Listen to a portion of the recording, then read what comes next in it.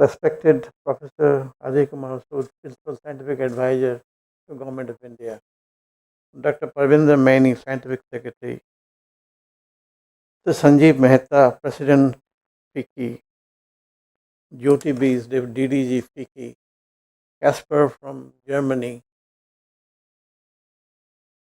my colleague from Indian Economic Service, Meera Sethi, who is representing GPIT, distinguished participants, ladies and gentlemen, very warm welcome on behalf of the Office of PSA. I'll be very brief and say why are we doing this seminar today? What was the motive for this? And what are the expectations from today's seminar? Now, in 2019, the Office of PSA, along with the Economic Advisory Council to the PM, was preparing a report on, the title is Research and Development Expenditure Ecosystem. Now, this is the title of that. Now, when we were preparing the report, two items came up for discussion. Intense debate was the role of FDI in R&D and R&D exports, not very commonly discussed. We are not talking about R&D exports today, we are talking about FDI in R&D. We started collecting the data. We looked at RBI database, we saw that it is tagged along with education. We went to DPIT database and saw that it is tucked in a corner in this, under the services category. So we started exploring different means of saying that where exactly R&D stands in the ecosystem. There was a reference to R&D in the Science, Technology, Innovation Policy of 2013, where the policy said that there is a need to mobilize foreign direct investment to capture the shortfall in domestic investment in R&D. So it was financing R&D, which was the motive in the 2013. But there was no target in that. This report for the first time went into the details of this and said there should be a target for the FDI in R&D. If there is no target, then there is nothing gets achieved. Now you can see the target was 300 million by 2020. That was Vision 2022. Now how was that estimated?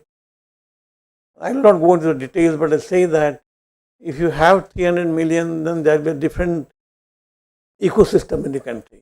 Now today, I think when we are discussing this, I must say that we have not only achieved that target, but also gone beyond that. This is the context of today's meeting and today's seminar is that we need to have more of FDI in R&D, not only to meet the shortfall in domestic investment in R&D, but to create a capacity for further R&D, basic research, applied research. So it is not merely to fill the gap in the domestic investment. So this is where the catch is, and this is where we are requesting FICCI to bring out at the end of this seminar a booklet on what are the industry's perspective on this, how much they can put in and where they can put in. So we have identified 7 sectors, as you can see, and this is where we stand today, and we must go beyond.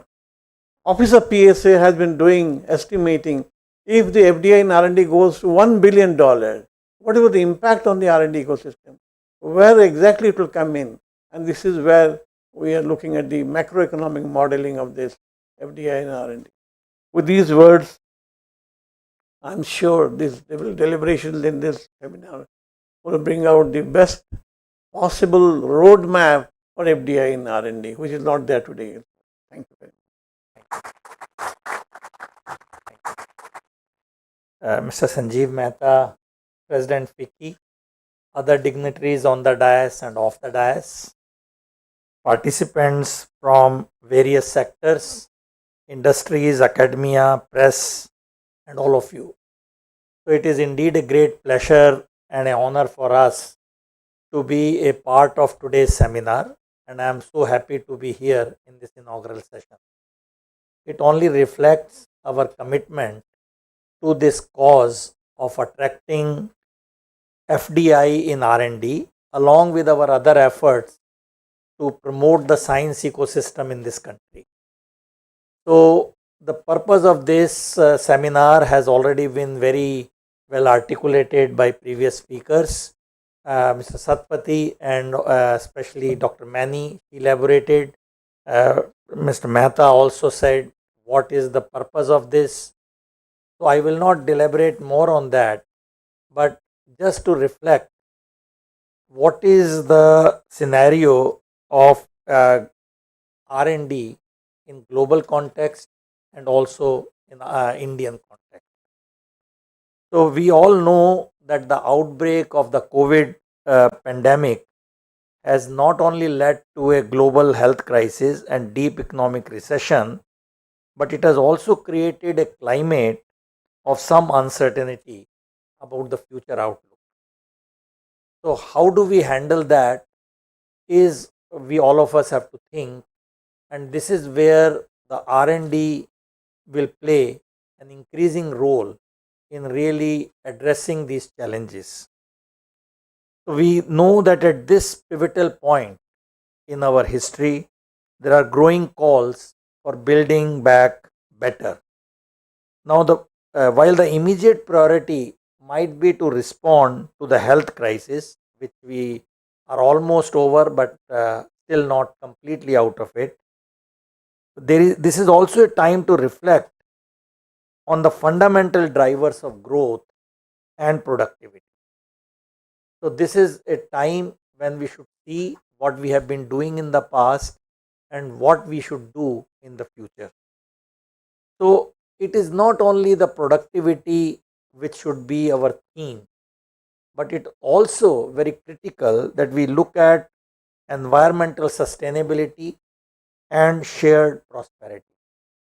And if you look at the SDGs, which are 17 in number, they cover all aspects of our life, our environment, and we really need to see when we have the progress in society, we don't do in isolation, but really address all these SDG goals, which really cover almost all aspects of our life, and also see how we can contribute. So this should be our running theme, of course, along with enhanced productivity, enhanced profits, and so on. There is no sidelining of that, but sustainability has to be at the center of this entire effort when we look at R&D and its productization as we go along. So this really calls for innovative and much needed shift in our policy. So this what has been mentioned already, that technology has to catch up to deliver sustainable solutions in clean energy, clean environment, water crisis which we are facing, and so many other things. And there are many challenges which we need to face. So in that challenge, of course, there is a huge R&D required. For example, the recent huge interest in quantum technology, which is really where India is at the very beginning of this whole exercise. It needs an enormous R&D push, and also it has tremendous business value. As we look at quantum communication, quantum computing, for looking at the problems of catalysis and so many other areas which are really deep impacting. We have this quantum metrology, quantum sensors. All these are the areas in quantum frontiers where enormous space is available. And I am glad to see, as was mentioned by Mr. Mayor, Germany is participating with India, and I am very sure other countries which we have interacted with are equally keen. And I am sure our young workforce will rise to the occasion, because this is a young technology and it will be seen to impact our life in coming years. It is just the beginning. It is like what you say 1985 to 1990, when IT revolution was happening. And this is the moment now for quantum revolution. So we will see that if we do not rise up to the occasion in R&D in this sector, we will be left out. So India needs to put enormous effort, and this is where this FDI in R&D in these high tech areas is absolutely necessary. So this is one thing which you all will agree that we need to take it together. Of course, the clean energy is the need of the hour. We have to meet our goals, carbon capture, net zero emissions. All that is a commitment which our leadership has made, and we have the moral and all ethical commitment to work towards that. And clean energy is one aspect which has many verticals. It could be electric mobility, it is green hydrogen in various sectors, and so on. Again, if you see all these areas, probably 15 years back, we were not thinking so deeply about it. But in the last 5 years, they have come to the center stage. And if you think that the good old ways will work for this, answer is no, because we always thought lithium ion battery is the pinnacle of electric mobility in ages to come. Answer is no, because you will come with a crisis in next 20 years. So unless we are ready right now to tackle this, other chemistries, other ways to store energy, we will hit a roadblock. And this is where we should think that this R&D, which is an investment in our future, so the future is not only of India, because India is a very, very important global partner. So all the players have to work together to really see that R&D is done in these advanced areas. And the good news, as was mentioned by previous speakers, here in India we are hungry. So we have lots and lots of appetite. As Mr. Casper said, he went to Bangalore where he saw the hungry people in science, not otherwise. And Karnataka, of course, has been doing a lot. But there are many other cities, not only tier 1, but tier 2 and tier 3. This is really where the talent also lies. So please don't look only at IITs and IISc, but there are many, many engineering colleges, medical colleges, which are totally untapped. Totally. When I say totally, maybe 0.1% of R&D is done there. But you have huge human capacity available. So when you talk of this FDI in R&D, we should not look at only in the mega city. We should really go beyond tier 1 cities. Tier 1, of course, will flourish. There is no question about it. But we have to see in future, we have other centers of R&D which really contribute. So when this investment comes, I will request all the players to go out, to span out and see where you can do, because Bangalore can only take so much. I am sure Bangalore traffic will kill you soon. So that's not a solution only. You have to go beyond this tier 1 city. And my feeling is it is just opening up. If you go to engineering colleges, you will really see people are hungry. It's not that they didn't get into IIT because there were no seats, but they were good. So enormous talent exists in the other sector below the tier 1. And my request to all the players is to look beyond all this and see tier 2 and tier 3 cities and engineering and educational institutes and bring FDI into those domains. So I will not elaborate more because a lot of it, very pertinent points have already been made by the previous speakers. But it is clear that this is an important area and PSA office is committed to this. We are absolutely delighted that FICCI is partnering with us, and we look forward to many, many more interactions in a very fruitful manner. and we make an action oriented plan beyond the seminars to see what we should be doing in coming years to promote this. It's a good sign FDI is increasing, but we should not really feel very complacent, and because the absolute numbers are still not that high. The growth is very spectacular, but not the absolute numbers. Absolute numbers also have a value, because when you become 1 as compared to 0, you have an infinite growth, but we all know that doesn't mean much. So we need to look at the actual numbers, we need to increase it, and with the partnership, which is the key mantra in the recent years, we need to move ahead.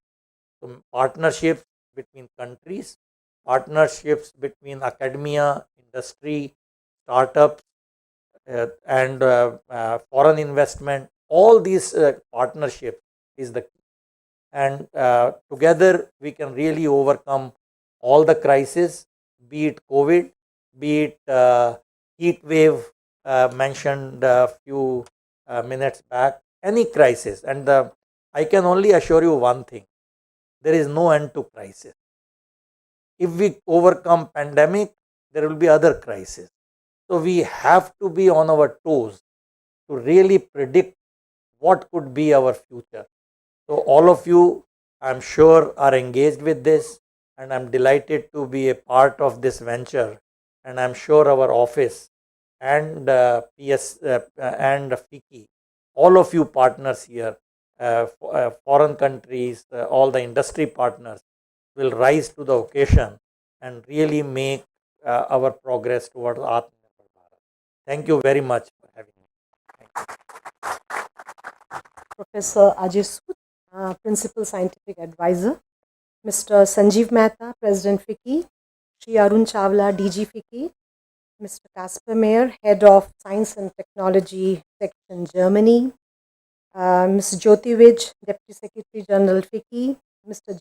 Satpati, PSA Fellow, Meera Sethi from DPIIT, colleagues from stakeholder ministries, departments in Government of India, representative from state governments and partner countries, leaders from industry, academia association, colleagues, a very good morning to you all.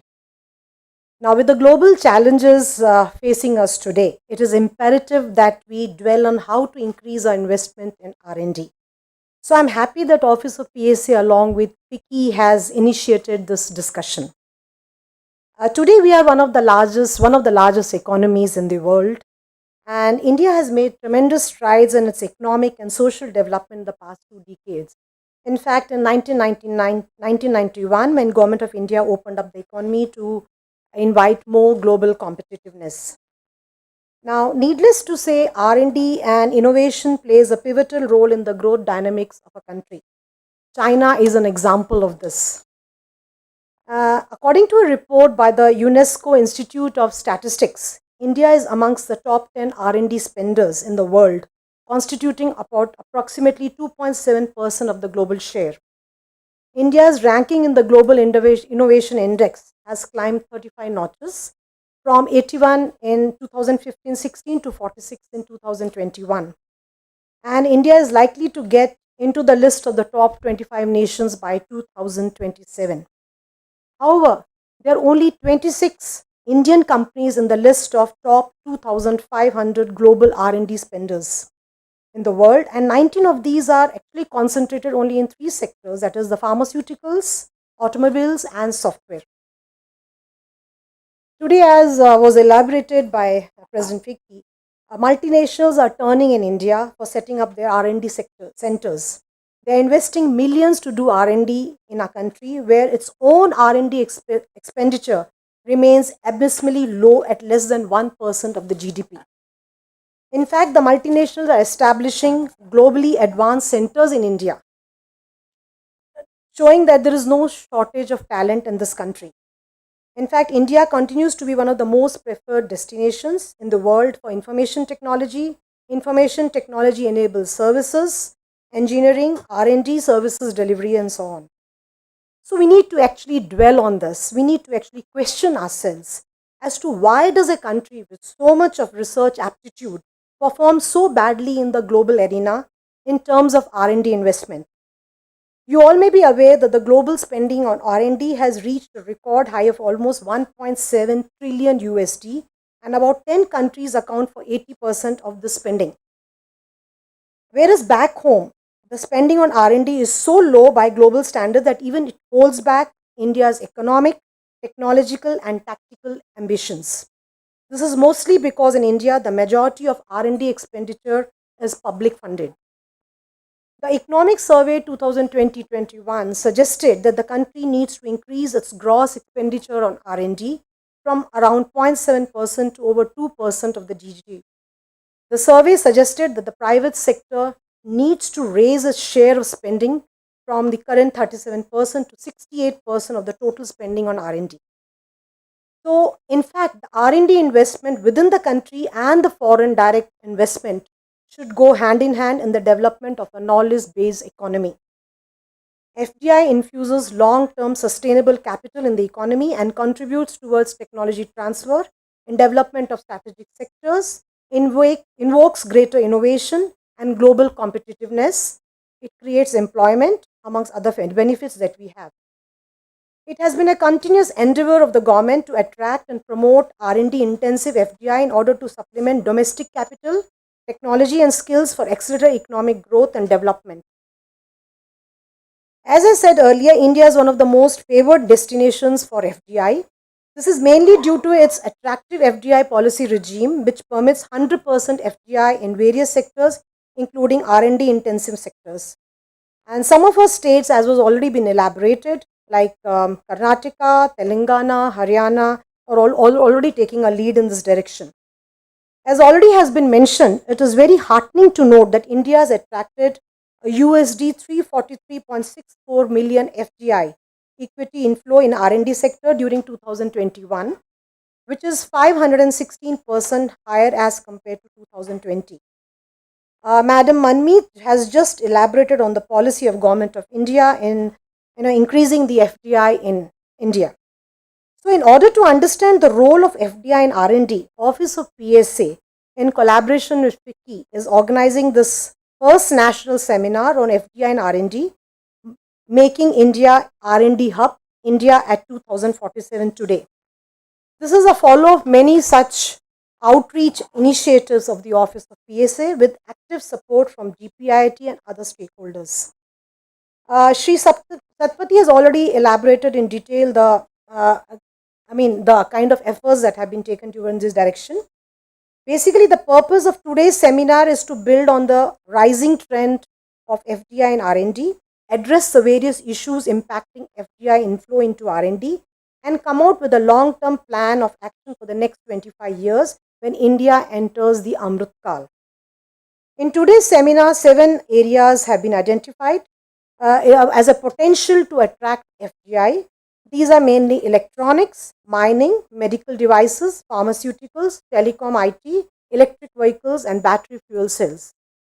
With the participation of many of you who have come here with experience from diverse background in terms of R&D spending, I hope the discussions today will be very fruitful and we really look forward to the deliberations of today's meeting. Thank you so much and have a nice day.